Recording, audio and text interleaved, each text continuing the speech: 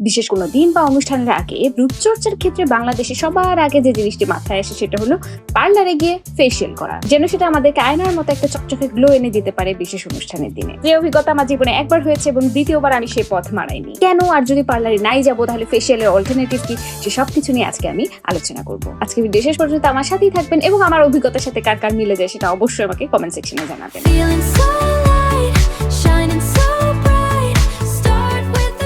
বাংলাদেশে ফেসিয়াল বলতে আমাদের মাথায় কি আসে? পার্লারে গিয়ে অনেকক্ষণ ধরে দলাই মলাই করে ম্যাসাজ করা, নাম না জানা বিভিন্ন ক্রিমের ব্যবহার, জোরে জোরে স্ক্রাব করা এবং আবারও নাম না জানা একটি ফেস প্যাক লাগানো। এর মধ্যে স্টিম দেওয়া হয় বা গরম টাওয়াল রাখা হয় মুখের উপরে। তারপর অনেকেরই ব্ল্যাক হেড দূর করে একটা ভয়ঙ্কর প্রসেসের মধ্যে দিয়ে যেতে হয়। এরপর সবার শেষে গিয়ে একটা টোনার অ্যাপ্লাই করা হয় এবং একটা ময়শ্চারাইজার। আমার একদম ছোটবেলায় কাজিন আত্মীয় স্বজনের সাথে পাড়ার যে পার্লার সেখানেও যাওয়ার অভিজ্ঞতা আছে এবং আমি নিজে বাংলাদেশের সব থেকে স্বনামধন্য পার্লার থেকেও ফেসিয়াল করেছি এবং অন্তত আমার শেষ অভিজ্ঞতা পর্যন্ত প্রসেসটা অনেকটা একই রকম ছিল। এখন প্রশ্ন হলো, ফেসিয়াল আমরা যে কারণে করছি সে কাজকে আদৌ এই প্রসেসটি করতে পারছে? আমি জানি এই ভিডিওর কারণে আমি অনেক ব্যাকল্যাশ পেতে যাচ্ছি, কিন্তু আমি অনেকদিন ধরে ভেবে রেখেছি আপনাদের সাথে আজকে আমার শেয়ার করতেই হবে কেন আমি ব্যক্তিগতভাবে পার্লারে ট্রেডিশনাল ফেসিয়াল রেকমেন্ড করি না, এবং যেহেতু আমি পার্লারে যাই না, কিভাবে একটি বিশেষ দিনের আগে বাসায় বসে আমি ফেসিয়াল করি সেটাও আমাদের কাছে থাকা স্কিন কেয়ার প্রোডাক্ট দিয়ে, সেটাই আজকে আমি ভিডিওতে আপনাদের সাথে শেয়ার করবো। পার্লার ফেসিয়াল নিয়ে আমার প্রথম আপত্তি হলো, হয়তো আমার জানা নেই এবং এর বিকল্প কোনো পার্লার হতে পারে, কিন্তু আমার দেখা বেশিরভাগ পার্লারে যে ধরনের ক্রিম, স্ক্রাব, মিক্সচার বা ডিআইওয়াই প্যাক ব্যবহার করা হয় সেগুলো কোনো নাম, ইনগ্রেডিয়েন্ট লিস্ট, এক্সপায়ারি ডেট কোনো কিছু উল্লেখ করা থাকে না এবং যিনি সার্ভিস নিচ্ছেন তার জানার কোনো উপায় থাকে না। সেটাকে মূলত প্রদর্শন করা হয় বিউটি পার্লারের সিক্রেট মিক্সচার হিসেবে, যেটা তাদের জন্য ইউনিক। কিন্তু স্কিন কেয়ারের ক্ষেত্রে আমি আমার ত্বকে যে অ্যাপ্লাই করতে দিচ্ছি সেটার ক্ষেত্রে অন্তত সিক্রেট কোনো কিছু দ্বারা আমি প্রলুব্ধ হব না। তার থেকে বরং আমার ক্ষেত্রে কাজ করবে দুশ্চিন্তা বেশি। আমার ত্বকে আমি কি লাগাচ্ছি সেটা আমার ত্বকের জন্য মানানসই কিনা, সেন্সিটিভ কিনা, বা এতে কি ধরনের উপাদান আছে এটা জানার আমার অধিকার রয়েছে, এবং যে কোনো ধরনের স্কিন রিঅ্যাকশন বা সেন্সিটিভিটি এড়ানোর জন্য সেটা জানাটাই নিরাপদ। একটি স্কিন কেয়ার প্রোডাক্ট পুরো মুখে ব্যবহার করার আগে সেন্সিটিভ স্কিনে আমি যেমন সবসময় বলি প্যাচ টেস্ট করে ব্যবহার করতে, এই ধরনের পার্লার ফেসিয়ালের এই প্রোডাক্টগুলোর ক্ষেত্রে কিন্তু সেটার কোনো উপায় থাকে না, তাই সেটা আমার কাছে বিপজ্জনক মনে হয়। দ্বিতীয়ত, আমার কাছে ট্রেডিশনাল পার্লারের ফেসিয়াল গুলো সম্পূর্ণ মনে হয় মাসাজ মাসাজ মাসাজ, একটা দীর্ঘ সময় ধরে বিভিন্ন জিনিস দিয়ে জাস্ট মাসাজ। হ্যাঁ, আমাদের ত্বকের জন্য মাসাজ কিছুটা উপকারী হতে পারে, কিন্তু এতটা দীর্ঘ সময়ের জন্য সেটার প্রয়োজন নেই। যখন ফেসিয়ালের সময় অনেকক্ষণ ধরে মাসাজ করা হয় তখন আমাদের ত্বকের যে রক্ত সঞ্চালন সেটা বৃদ্ধি পায়, এই কারণে মুখ কিছুক্ষণের জন্য বেশ সতেজ, উজ্জ্বল এবং একটু ব্রাইট দেখাতে পারে। তবে এটা কোনো স্থায়ী গ্লো নয়, এটা খুবই সাময়িক। অনেকটা দেখা যায় আমরা গোসল করে আসার পরে যে ফ্রেশ ভাবটা থাকে সেরকম। আমার কাছে মনে হয় আমরা বেশিরভাগই আসলে এই উজ্জ্বলতার জন্যই ফেসিয়াল করতে যাই। এই দীর্ঘক্ষণের মাসাজ এবং ফিজিক্যাল এক্সফোলিয়েটর বা স্ক্রাবের ব্যবহারের ফলে আমাদের ত্বকের উপরিভাগে যে মৃত কোষগুলো আছে এগুলো যে শুধুমাত্র দূর হয় তা না, এই বেশি ঘষাঘষির ফলে কিন্তু আমাদের স্কিন ব্যারিয়ার ক্ষতিগ্রস্ত হতে পারে। বেশি ঘষাঘষিরও প্রয়োজন পড়ে না।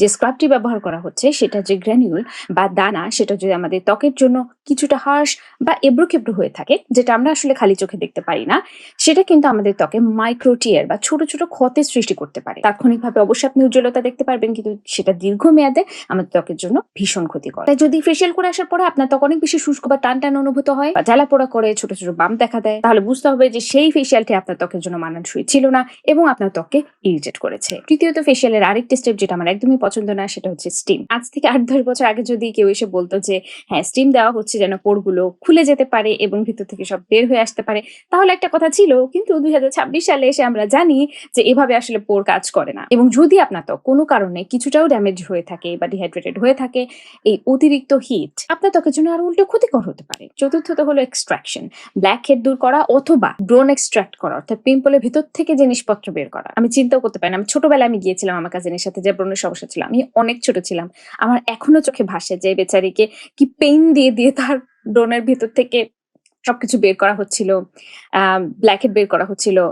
ওটা কতটা ক্ষতিকর এবং কিভাবে করে তার ত্বকে পার্মানেন্ট ভাবে স্কারিং করে দিয়েছে বা দাগ ফেলে দিয়েছে, এটা ভাবলে আমার এখনো অনেক কষ্ট লাগে। আমাদের পাড়ার যে পার্লার গুলো আছে সেখানে আসলে যথেষ্ট পরিমাণে ট্রেনিং বা সেভাবে করে জ্ঞান দেওয়া হয় না যে তারা এই বিষয়গুলো নিয়ে জানবে বা ভালো কোনো প্র্যাকটিস তারা করবে, এটা আমি বুঝতে পারি। তাই তাদের প্রতি আমার কোনো রাগ ক্ষোভ নেই। জাস্ট আমার মনে হয় আমরা যদি আরেকটু সচেতন হতাম তাহলে হয়তো বা ফেসিয়ালের এই প্রক্রিয়াটিকে আমরা এই বাজেটের মধ্যে রেখে কিছুটা পরিবর্তন আনতে পারতাম, যেটা ত্বকের জন্য এতটা ক্ষতিকর হবে না। তো সারমর্ম হচ্ছে, পার্লারে ফেসিয়াল আমার মতে ক্ষতি ছাড়া আসলে কোনো ধরনের উপকার করতে পারে না। তাই আমি বাসায় যেভাবে করে ফেসিয়াল করি আমার রেগুলার স্কিন কেয়ার প্রোডাক্ট দিই, সেটাই আজকে আপনাদের সাথে শেয়ার করব। একদম সবার আগে আমি যে কাজটা করি সেটা হচ্ছে ডাবল ক্লিনজিং, অর্থাৎ একটি অয়েল বা বাম ক্লিনজার ব্যবহার করি।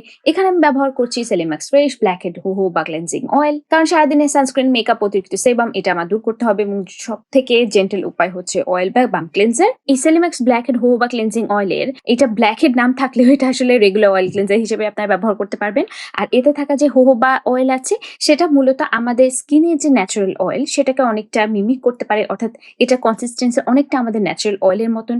তাই ধরে নেওয়া হয় যে এটা আমাদের ত্বকের বেশ গভীরে প্রবেশ করতে পারে, তাই ভালোভাবে পরিষ্কার করতে সাহায্য করে। সেটাকে আমি একদম শুকনো মুখে মাসাজ করব, এরপরে হালকা একটু পানি নিয়ে মালসিফাই করব, অর্থাৎ এই অয়েলটাকে গলিয়ে ফেলবো।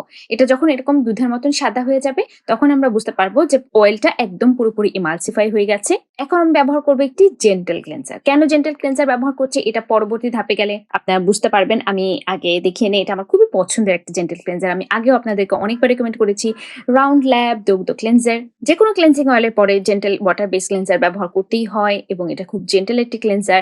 এটা আমি ব্যবহার করছি জাস্ট আমার ত্বকে যদি কোনো অয়েল রয়ে যায় সেটা যেন এটা দূর করে ফেলতে পারে। তবে আমি চাচ্ছি না যে আমার ত্বকে একদম খসখসে টানটানে শুকনো হয়ে যায়। এখন অয়েল ক্লেন্সার কিন্তু আমার রেগুলারলি করা হয়, তাহলে ফেসিয়ালের ক্ষেত্রে আমি এক্সট্রা কি করছি, আমি একটি মাস্ক ব্যবহার করব। আজকে আমি ব্যবহার করছি fully green tomato deep bubble mask. এটাই মূলত আমার ডিপ ক্লিনজিং মাস্কের স্টেপ। এতে ক্লে বেসড ক্লিনজিং সাপোর্ট আছে যেটা অতিরিক্ত তেল শোষণ করতে সাহায্য করতে পারে। পিএইচএ আছে যেটা একদম জেন্টলি এক্সফোলিয়েট করে। এটা স্ক্রাবের মতন হার্শ নয়, ত্বকের জন্য ক্ষতিকর নয়, কিন্তু একই সাথে ত্বকে খুব ডিপলি ক্লিন করতে এবং মৃতকোষ দূর করতে সাহায্য করবে। এটা মূলত আমার ত্বকে আরেকটু স্মুথ করতে, আরেকটু সফট দেখাতে সাহায্য করবে। এটা আমি একদম নির্দেশনা অনুযায়ী পুরো মুখে লাগিয়ে একদম হালকা হাতে আলতো ভাবে মাসাজ করে করে ধুয়ে ফেলবো। এতটুকু এক্সফোলিয়েশনই আমাদের ত্বকের জন্য যথেষ্ট। এবং এই স্টেপটির পরে কিন্তু আপনারা কোনো অবস্থাতে কেমিক্যাল এক্সফোলিয়েটর ব্যবহার করবেন না, কারণ আমাদের ত্বক অলরেডি এক্সফোলিয়েটেড হয়ে গেছে। এখন আমাদের ত্বক খুব ভালো মতো পরিষ্কার হয়ে গেছে। এখন পালা এটাকে খুব ভালো মতো হাইড্রেশন দেওয়া এবং ময়শ্চারাইজেশন দেওয়া। আপনারা চাইলে এটার পরে কোনো হাইড্রেটিং সেরাম বা টোনার ব্যবহার করতে পারেন। আমি একদম অল্প স্টেপের মধ্যে আপনাদেরকে দেখানোর চেষ্টা করছি, কিন্তু আপনারা যদি চান অবশ্যই আরো অ্যাড করতে পারেন যদি সেটাতে কোনো অ্যাক্টিভ না থেকে থাকে। তাহলে আপনার ত্বকে যখন এই ধরনের ডিপ এক্সফোলিয়েশন করা হবে তারপরে অবশ্যই প্রয়োজন হবে খুব ভালো হাইড্রেশন এবং ব্যারিয়ার সাপোর্ট। তাই আমি ব্যবহার করছি S nature aqua squalene moisturising cream. এই ময়শ্চারাইজারে স্কোয়ালিন আছে, এটা ত্বককে খুব নরম রাখতে এবং ময়েশ্চার লস বা ময়েশ্চার হারিয়ে ফেলা কমাতে সাহায্য করে। এতে আছে গ্লিসারিন, বিটাইন, প্যান্থেনল এবং বিভিন্ন ধরনের হাইলুরোনিক অ্যাসিড যা ত্বকে পানি ধরে রাখতে সাহায্য করে। এছাড়া আছে অ্যালান্টোয়েন। অ্যালান্টোয়েন কিন্তু ত্বককে খুব স্মুথ করতে সাহায্য করে। যেহেতু আমাদের অনেক অনেক ঘষাঘষি মাঝামাঝি হয়েছে, তাই এই সময় আমরা এমন কিছুই চাবো যেন আমাদের ত্বকটাকে শান্ত রাখে, একই সাথে হাইড্রেট করে এবং ময়শ্চারাইজ রাখে। আর ব্যারিয়ার সাপোর্টের জন্য এই ময়শ্চারাইজারটা খুব দারুণ, বিশেষ করে এই গরমের দিনে, কারণ এটা খুব বেশি হেভি না, কোনো তেল তেলে ভাব রাখে না, কিন্তু আবার ময়শ্চারাইজ ফিল হয়। এখন আমি চলে এসেছি আমার লাস্ট স্টেপে। এই স্টেপটা অপশনাল, এটা আপনারা চাইলে করতে পারেন, না করলেও কোনো অসুবিধা নেই, তবে আমি করতে পছন্দ করি। এবং সেই স্টেপটি হলো একটি র্যাপিং মাস্ক। আমি এখানে ব্যবহার করছি Medicube kojic acid turmeric overnight wrapping mask. এই র্যাপিং মাস্কটি মূলত আমাদের ত্বকের উপর একটি পাতলা ফিল্ম তৈরি করে, যেটা রাত ভর আমাদের ত্বকে ময়েশ্চার ধরে রাখতে সাহায্য করে। এতে কোজিক অ্যাসিড থাকলে আমি বলবো না যে এটা থেকে আপনারা কোজিক অ্যাসিড সেরামের মতন ফলাফল পাবেন, কারণ এটা ওভারনাইট থাকবে, কিন্তু এটা মূলত একটা ফিল্মের কাজ করে। এটা আমার কাছে আসলে একটা ফ্যান্সি স্টেপ, যেটা এক্সট্রা করি আমি এই ধরনের কোনো বিশেষ দিনের আগে। শীতকালে যে কাজটা আমাকে আসলে করতে সাহায্য করে খুব বেশি ভ্যাসলিন, যেহেতু গরমে আমার পক্ষে ভ্যাসলিন এখন অ্যাপ্লাই করা একদমই সম্ভব না, তাই লাইট ওয়েট অপশন হিসেবে আমার কাছে এই র্যাপিং মাস্কটি খুবই পছন্দ। একদম পাতলা না এবং খুব বেশি ঘন লেয়ার না, আমি মাঝে মাঝে একটা ফিল্ম তৈরি করার চেষ্টা করি যেন পুরোটা আমি সকালবেলা খুব সহজেই টেনে তুলে ফেলতে পারি। বাই দ্য ওয়ে, এই র্যাপিং মাস্কটি সহ আপনারা সবগুলো প্রোডাক্ট কিন্তু পেয়ে যাবেন ঢালি শপের ওয়েবসাইট এবং ফেসবুক পেজে। অসংখ্য ধন্যবাদ তাদেরকে আজকের ভিডিওটি স্পন্সর করার জন্য। আমার ত্বকের যে পরিবর্তন আপনারা দেখতে পাচ্ছেন, এতেই বুঝতে পারছেন যে ত্বকে কি চমৎকার একটি গ্লো এসেছে। রাত ভর আপনার ত্বক যে হাইড্রেটেড এবং ময়শ্চারাইজ ছিল সেটার একটি ফলাফল আপনি দেখতে পাচ্ছেন, যেটা অন্তত সারা দিন ধরে থাকবে। আর আমি দেখেছি এই রুটিনটি করার পরে আমার মেকআপের ফিনিশিং অন্যান্য দিনের চাইতে অনেক বেশি সুন্দর হয়, অনেক বেশি লং লাস্টিং হয়, খুব ফ্ললেস লাগে দেখতে, তাই আমার আর বাইরে যাওয়ার কোনো প্রয়োজন পড়ে না। তো এই ছিল ঘরে বসে পার্লারে ফেসিয়াল করার আমার পদ্ধতি। আপনাদের কাছে কেমন লাগলো বা আপনাদের কি অভিজ্ঞতা পার্লারে ফেসিয়াল করে, সেটা অবশ্যই আমাকে কমেন্ট সেকশনে জানাবেন। দেখা হবে পরবর্তী ভিডিওতে, ততদিন পর্যন্ত ভালো থাকবেন, সুস্থ থাকবেন। This is Sara signing off today from Sara's Quest.